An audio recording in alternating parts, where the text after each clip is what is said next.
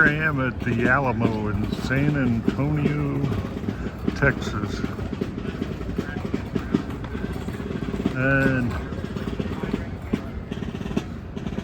the last time I was at San Antonio was 1974. I went into the military, into the Air Force. And I trained at Lackland Air Force Base. I was 18 years old. And I got here and I watched the propaganda films, and the guy on the bus was supposed to say, "Welcome to Lackland Air Force Base. I hope your stay is enjoyable here." But when we got to the airport, the first time I ever was on a plane, they said it wasn't anything like that. It was like, "Get your ass off this bus right now, dude." And they threw us on the bus and we couldn't say a word. They were yelling each way at us and going up and down, and it was like a middle of the night. And by the time they got our paperwork and all in, they assigned us to certain flights. And then we ended up in a dorm, and so we had about an hour's sleep. And I was certain they were going to let us sleep in, but no. We went to sleep about 5:30, and they woke us up at 6. And I remember, "Drop your cocks and grab your socks. It's time to get out." Some of the guys were slow getting out, and they just dump them out on the floor. And they marched us around all day getting our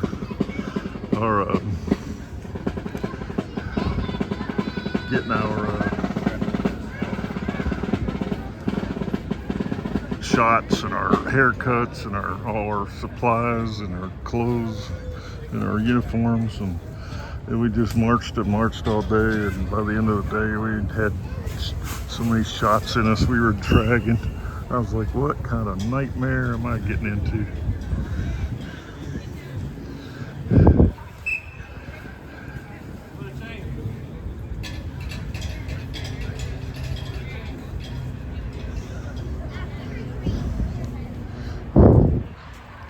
There's the San Antonio police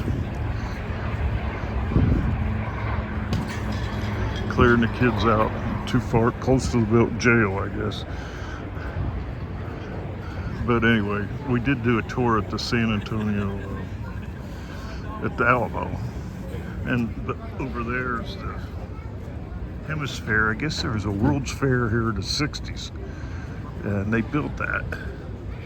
And I do remember going up that. Now, I had some pictures from top of that, but they've since been lost. And I had some pictures from the Alamo. They've since been lost by, basically, or stolen by a real asshole of a landlord I had. And that's a long story.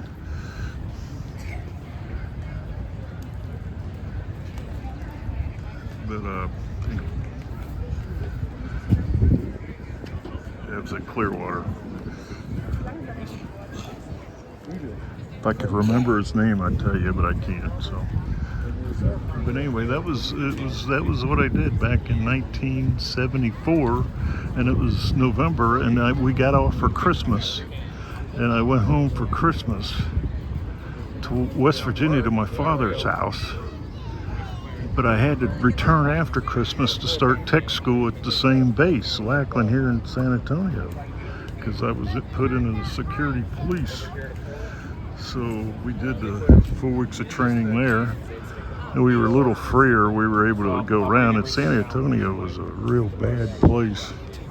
I mean, you had to be really careful. You'd walk into a bar, and if you walked into the wrong bar, it was like they did not like whites, or gringos as they called us. It was a little after Jim Crow, and the whole place would just freeze up, and then it was pretty scary.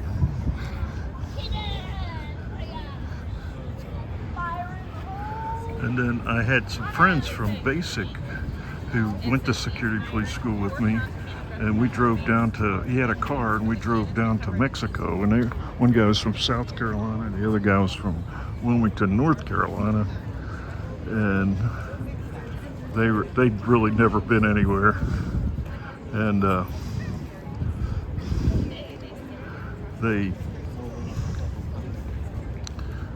we drove over the border, and they wouldn't get out of the car. They were scared. So, because it was such a culture shock, going right into Mexico, people coming up to your windows and soliciting stuff. So we didn't stay there long. We got out. We were just a bunch of dumb kids. I was probably a little more streetwise because I had hitchhiked around the country, but those guys they were a little older than me, but they hadn't been too many places. And but I have real interesting history. I actually have a lot of flashbacks from that area when I came here. So, and then after the tech school, we were the first class. They started an air base ground defense school at Camp Bullis, which was outside of San Antonio.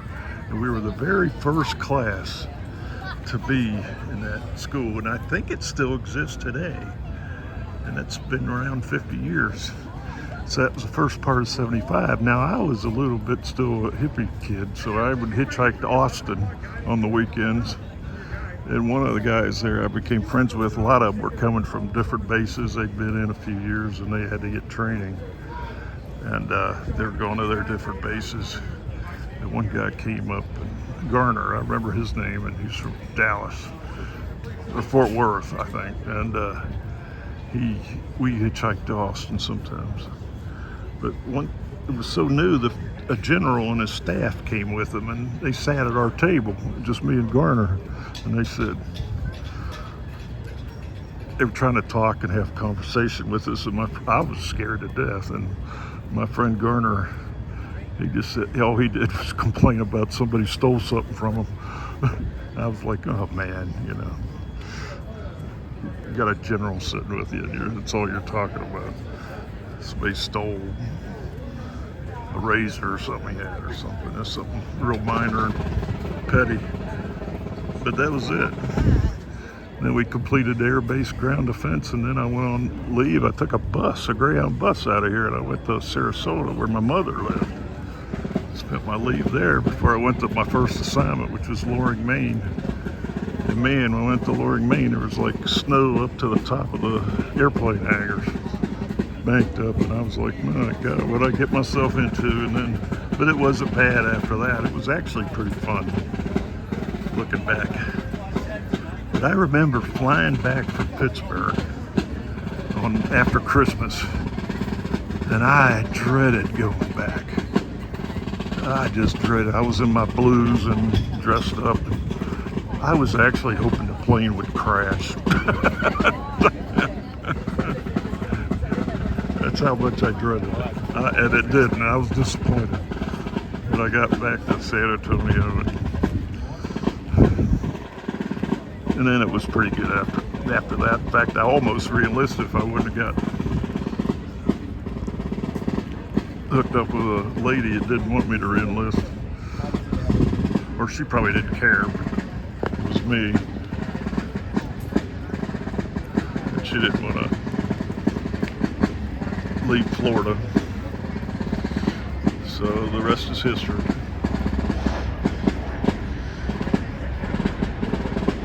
There's a guy drumming, I'd show you, but there's people in front of me, so I'm not moving. Well, take care.